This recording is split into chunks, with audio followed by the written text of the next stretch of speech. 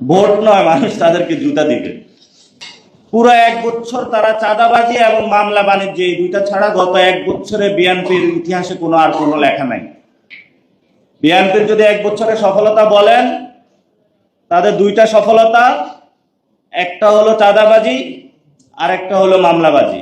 এই দুইটা ছাড়া তাদের কপালে আর কোনো সফলতা নাই। তো এই দুইটা নিয়ে তারা জনগণের সামনে যায় ভোট চাবে।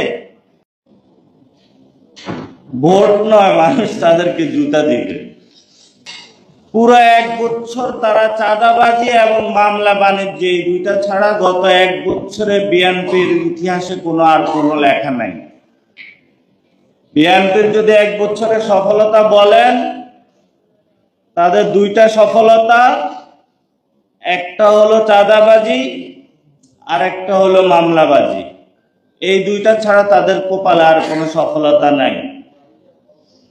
এই দুইটা নিয়ে তারা জনগণের সামনে যায় ভোট চাবে।